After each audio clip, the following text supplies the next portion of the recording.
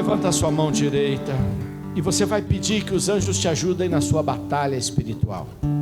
Aonde Satanás tem atacado mais a sua vida? Às vezes é na sua própria casa, que você sem perceber acaba envolvido em debates, discussões, guerras, mal entendidos. Às vezes é no teu trabalho, às vezes é dentro de você mesmo, às vezes é o diabo roubando de você como um saco furado que não sustenta nada do que você ganha. Você ganha, mas some o dinheiro. Às vezes o diabo está atacando pessoas com falsas enfermidades ou potencializando enfermidades existentes, fazendo com que elas fiquem ainda piores, para que você fique amarrado, amarrada, sem conseguir caminhar. Então você pede agora para o Senhor que envie anjos para a tua batalha. Fala: Senhor, eu quero pedir anjos para estarem agora na minha batalha, para tirar o inimigo da minha frente, para esmagar a cabeça da serpente. Senhor, que os teus anjos estejam agora junto comigo, o teu anjo da guarda, teu arcanjo, as potestades, São Miguel, nós clamamos. Senhor, envia as milícias para nos defender e nos proteger. Muitas vezes o diabo usa as nossas fraquezas para potencializar os sentimentos, para fazer com que eles pareçam piores do que são. Usa nossos medos, usa nossas dúvidas, usa inclusive os nossos pecados nos acusando. E diz a palavra de Deus que é o diabo quem fica acusando os filhos de Deus, porque foram lavados e perdoados pelo sangue de Jesus e podem se aproximar de Jesus, mas acabam se sentindo tão imerecedores da graça que acabam não buscando a graça. Nesse momento, pede para o Senhor enviar anjos libertadores, escudos protetores, espadas de luz que dizimem todo o mal. Muitas vezes o demônio vai se acercando de determinados lugares e põe uma graxa, e tudo que toca fica contaminado. Às vezes nós não vemos por que tudo ficou parado. Às vezes uma coisa não anda mais, e às vezes por anos, e nós rezamos, mas não mandamos embora o maligno e não exercemos a autoridade de filhos de Deus no nome de Jesus e clamamos os seus anjos. Por isso, nesse momento nós te pedimos, santos anjos de Deus, nos ajudem, e repreendemos todo mal e toda ação diabólica em nome de Jesus. Tudo que possa estar nos cercando, nos atrofiando, nos boicotando, nos impedindo de crescer, fechando o sucesso nas nossas vidas, em nome de Jesus nós ordenamos: cai fora, diabo, porque Deus tem planos de amor para a minha vida, o Senhor tem planos de misericórdia para a minha vida, o Senhor tem projetos de bondade para a minha vida, e eu ordeno em nome de Jesus: caiam fora vocês, demônios, em nome de Jesus. Ordenamos agora, Pai amado, que na força e no vigor do sangue de Jesus, enviado pelos anjos, a libertação comece a acontecer dentro de nós. Também, Senhor, toda doença enviada pelo maligno, ou muitas vezes potencializada pelo maligno, nós declaramos: tira tuas mãos daí, diabo, porque este teu filho, esta tua filha, pertencem a Jesus, e nós ordenamos: sejam livres em nome de Jesus. Pedimos, Senhor, preencha esses espaços com teu Santo Espírito. E agora eu quero que você imagine esses lugares por onde ou para quem você estava orando por libertação, e peça que o Espírito Santo povoe esses lugares agora. O Deus amado, Deus Espírito Santo, entre nesses lugares. Vá preenchendo cada cantinho, e se algum desses lugares foi envolvido em feitiçaria, macumbaria ou qualquer forma de prejuízo que entrou naquele lugar, que agora o Espírito Santo varra tudo isso, e a fumaça do Espírito tome conta, a claridade da luz do Senhor se estenda e não haja pontos escuros nem trevas em lugar nenhum. Clamamos, Espírito Santo, como um fogo que cai, como um fogo que abençoa, como um fogo que ressurge, nós clamamos, um fogo que não queima, mas um fogo que fala conosco, uma sarça que arde no fogo, um fogo que repousa sobre a cabeça dos discípulos como em Pentecostes. Eu quero esse fogo, Senhor. Eu quero e tomo posse. Eu aceito, Senhor. Estamos num grupo de oração, então grupo de oração, todos rezamos, todos falamos. E eu acho que a frase que você precisa dizer para o seu irmão é: não desista. Não desista. Não desista. Eu sempre me impressiono com estas duas palavras. A primeira é essa, porque a Sagrada Escritura é muito dura quando ele diz que aquele que desiste perde a graça. Que você pode ter caminhado a sua vida inteira, mas se ao final você desistiu, blau blau, então não desista. Estão me ouvindo? Não desista. Diga para você: não vou desistir. Fale para você: não vou desistir. E a segunda, que essa música também fala, é de tanto ele insistir. É um contrassenso, um Deus que não precisa que a gente explique, porque Ele já sabe a palavra antes que ela chegue à nossa mente. Um Deus que sabe do que precisamos e que nos ouve e que nos ama.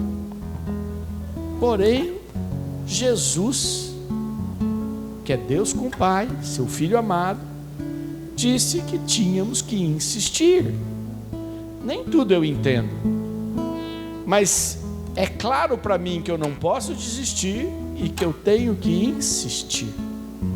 Então agora você vai dizer para o irmão: continue insistindo na graça que você precisa. Continue insistindo na graça que você precisa. Ah, não tenho vergonha, já ganhei tanta coisa, Deus é tão bom comigo, Deus é maravilhoso comigo, mas eu vou insistir. Insista, como a viúva que cobrava a justiça do juiz iníquo, como o vizinho que batia na porta do seu vizinho, que tinha obrigação de lhe dar o pão que guardava para ele, mas que estava dormindo. E aí Jesus diz: bate na porta até acordar teu vizinho. Talvez vocês não entendam muito dessa parábola de Jesus. Para vocês entenderem, o forno era comunitário. Imagina, não tinha um forno para cada pessoa. Era um forno para aquele grupo de pessoas que morava ali perto. Todo mundo usava do mesmo forno. E naquele mesmo forno assavam-se os pães. E guardava-se os pães, aquilo que você ia comer para casa, mas aquilo que você fazia a mais ficavam guardados na casa de um deles. Portanto, quando você precisava, o que você tinha que fazer? Ir lá na casa do vizinho e dizer: vizinho, aquele pão que está aqui guardado, que é da comunidade, chegou visita na minha casa e eu preciso levar. Normal. O vizinho recebeu visita de noite, foi na casa aonde se guardavam os pães que ele tinha direito. Percebam, ele não estava pedindo um favor para o vizinho, ele estava pedindo aquilo que ele tinha direito. Mas o vizinho estava dormindo e dizia: ah, vem amanhã, está me incomodando, já estou com a minha família dormindo. Mas o cara bateu e falou: não, mas eu tenho direito, eu preciso do pão que é meu.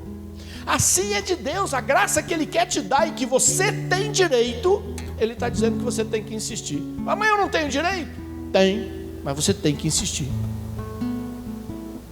O Espírito Santo, que o Senhor quer dar para nos dar vida em abundância, você tem direito, se acredita em Jesus.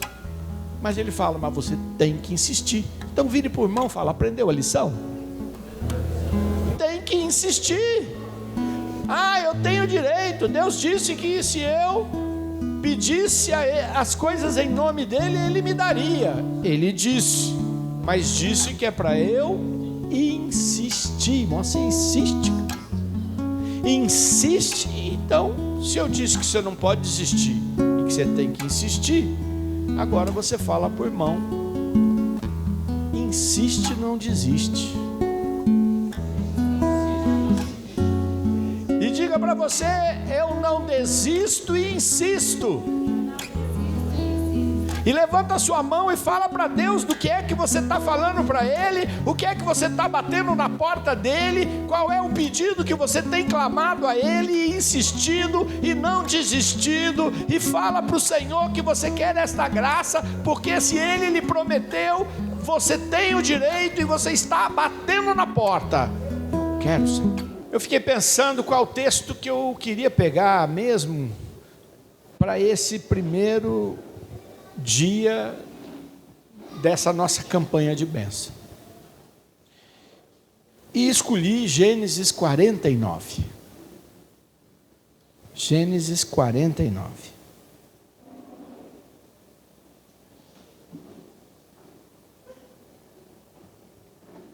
Gênesis 49. Quem quiser pegar, pega aí na Bíblia, teu celular, a Bíblia do teu celular.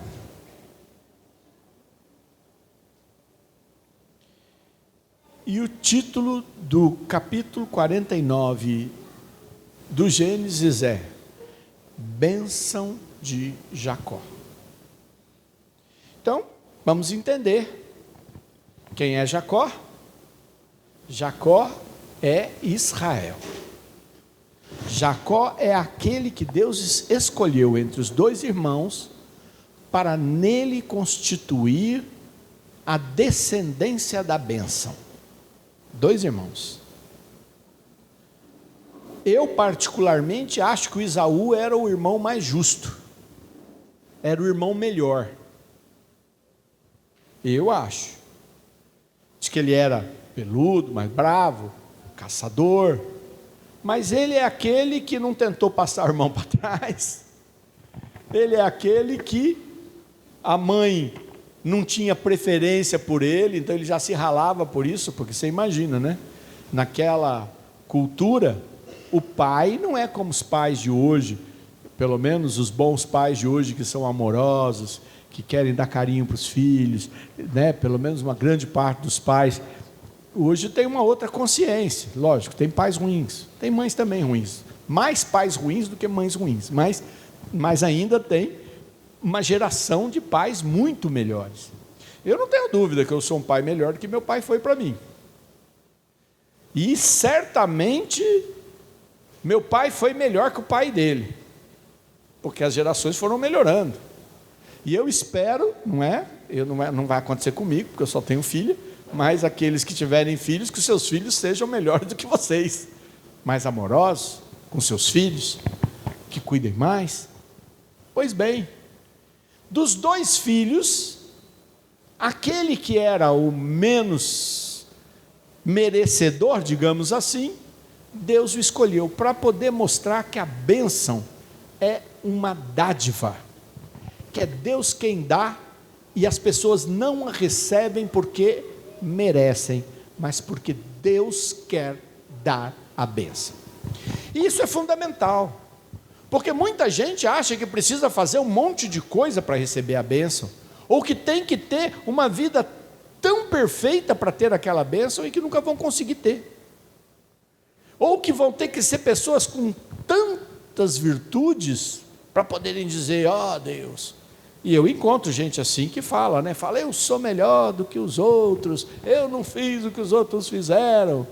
Ué, eu vou dizer para você o que acontece até as pessoas dizem: eu estudei para isso, né? Aí se incomoda que o outro não estudou para aquilo e Deus resolve escolher. Deve acontecer na música, né? Uns nascem com mais talento, outros nascem estudando muito, e às vezes se irritam por causa dos que têm muito talento, e assim vai na vida. Jacó foi escolhido a ponto de Deus dizer: é em você que eu vou fazer a nova nação que eu prometi a Abraão. Aquela nação que eu prometi a Abraão, quando eu disse, sai da tua terra e vai para onde eu vou te mostrar, vou realizar em você, Israel, em você, Jacó. E Jacó, que teve um monte de problemas, quando está no final da sua vida, ele reúne seus filhos para dar-lhes a bênção. Os filhos de Jacó foram fáceis? Não. Imagina, eles se reuniram para matar o irmão. O que vocês acham? Os irmãos reuniram e falam assim, o pai gosta muito do José, porque ele é mais novo, vamos matar o José para o pai amar a nós igual. Olha que ideia boa, né? Como é que chama isso? Como é que chama? Mais alto? Inveja. Existe inveja? Existe inveja nas famílias? Existe inveja nas comunidades? Existe inveja na igreja? Existe inveja no trabalho? Então, inveja. E se não é o Benjamim, não é? Que resolveu não deixar matar, mas vender de escravo e ainda pegar um dinheiro, né? Menos mal, mas não bom. Mas não bom. Assim eram os filhos de Jacó. Nós também encontramos o caso do Rúben com a prostituta, nós encontramos vários desvios da família de Jacó. Vários. Depois o caçula, que o Jacó morria de medo de que morresse, porque como tinha sumido José, depois nasceu o outro e ele ficava morrendo de medo de que eu ia morrer. E no final da vida, aí sim, resgatado por José, com todos os seus filhos, já cego, ele manda chamar todos e começa a dar uma bênção para cada um. Bênçãos desafiadoras, bênçãos que dizia também dos problemas que eles iam encontrar, porque a gente imagina bênção como algo que dá tudo certo, é como se fosse já viver o céu. Bom, viver o céu você só vai viver bem depois, espero que seja bem depois para a maioria de nós, que não estamos tão preparados assim, não é? Bom, se alguém quiser ir logo, fique à vontade, eu acho que ainda não. Então Jacó começa a derramar essa bênção para todos os seus filhos. E aí eu quero entrar num detalhe importante. A bênção não pode ser uma coisa genérica, uma coisa sem objetividade. A bênção tem que ser dada para fortalecer. Por exemplo, se alguém tem que trabalhar no campo, trabalhar e exige muito esforço, ela precisa do quê? Da bênção para ganhar na loteria? Não, ela precisa da bênção da força, que ela tenha força para poder cumprir toda aquela missão. Se alguém tem uma situação onde ela precisa consertar, a capacidade de fazer com que as pessoas consigam se acertar, ela precisa da bênção de ser conciliador, uma bênção especial. Se você precisa ser instrumento de Deus para abençoar obras, você precisa ter bênção financeira, senão você vai ajudar de que jeito? Então tudo que você recebe não é para você mesmo, e as bênçãos dizem respeito às coisas que você vai ter que viver.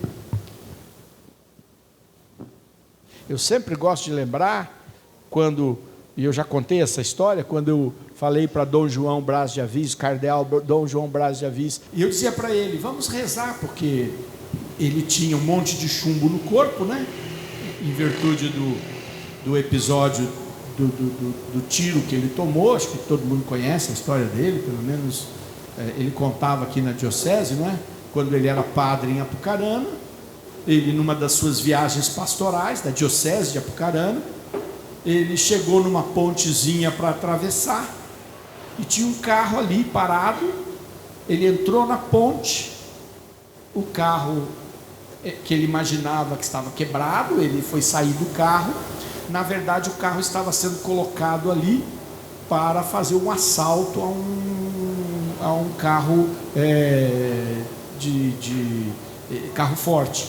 E quando chegou o carro forte, ele ficou no meio, o carro do padre, uma Brasília, né, no meio, e os bandidos no morro começaram a atirar no carro forte. O carro forte começou a atirar nos bandidos, e ele, no meio do fogo, acabou atingido por os tiros de escopeta, que talvez tenha sido até dos seguranças. E aí, quando todo mundo fugiu e o carro forte foi embora, ele ficou largado lá, até que alguém chegou, achando que ele estava morto, jogou ele atrás do carro. Ele foi naquele saculejo lá, dizendo: minha vida terminou. Quando ele chegou lá na diocese, o bispo levou ele para uma casa religiosa no sótão, porque eles achavam que os bandidos voltariam para matá-lo, porque ele conseguiria reconhecer quem eram os bandidos. E aí ele ficou ali, dado meio morto, meio vivo. E aí lá ele faz um compromisso com Deus, que ele fala: vou viver mais 10 anos de serviço, e aí você pode me levar, porque eu sou um pecador, não mereço. E aí ele sara, mas ele é cheio de chumbo no corpo. E quem tem isso, imagina se não dói, né? E eu falava para ele: vamos rezar pelo senhor. Ele falava: não, eu só preciso de saúde suficiente para cumprir os meus propósitos. Em 10 anos, quando chegou o dia, ele foi para a capela e falou que ele deitou no altar e falou para o Senhor: cumpri minha parte, pode me levar. Toca a campainha e ele recebe o chamado para ser bispo. Foi para Brasília, virar arcebispo de Brasília. Era arcebispo de Maringá, era arcebispo de Brasília. Também tinha sido bispo em Vitória. Passou mais 10 anos, ele voltou lá, falou: bom Senhor, cumpri mais 10 anos, agora me leva. O Papa manda o convite para ele virar cardeal. Então ele está lá. Eu estou falando que se der mais 10 anos ele vira Papa. Mas eu sempre falo o seguinte: ele dizia para mim: a bênção que precisamos é a bênção para fazer a obra de Deus, e a bênção necessária. Às vezes nós pedimos bênção que não precisamos e deixamos de pedir as bênçãos que o Senhor nos quer dar. E é isso que Jacó faz. Ele escolhe dar a bênção para cada filho que ele quer. Eu não vou ler todas, porque são vários, vou dar um exemplo.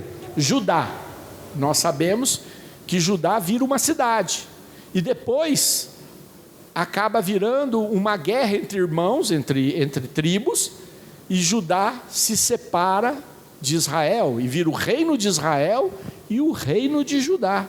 E aí ele diz: teus irmãos te louvarão, pegarás pela nuca os inimigos, os filhos de teu pai se prostrarão na tua presença. Quer dizer, ele recebe uma bênção para aquilo que ainda iria acontecer na situação dos seus descendentes. Veja, por exemplo, quando ele fala de Zabulon, ele fala: habita à beira do mar, no litoral, onde aportam os navios, e o seu flanco se estende por Sidom. Quer dizer, ele fala assim: você que está aqui nesse deserto vai virar alguém do litoral, e você vai estender a tua bênção. Deus vai lhe dar navios, Deus vai lhe dar graças. Então as bênçãos não são iguais, e a gente precisa pedir a bênção certa e ouvir do Senhor as bênçãos certas. Ele vai dizer: as bênçãos de teu pai sobrepujam as bênçãos das antigas montanhas. O versículo 26, as aspirações das colinas eternas, que elas desçam sobre a cabeça de José, sobre a fronte do príncipe de seus irmãos. Amém. Deus tem uma bênção para você. Aliás, tem muitas, e já lhe deu muitas, mas Ele tem uma que você está precisando pedir. Tem uma que você tem que insistir e não desiste. Que bênção é essa?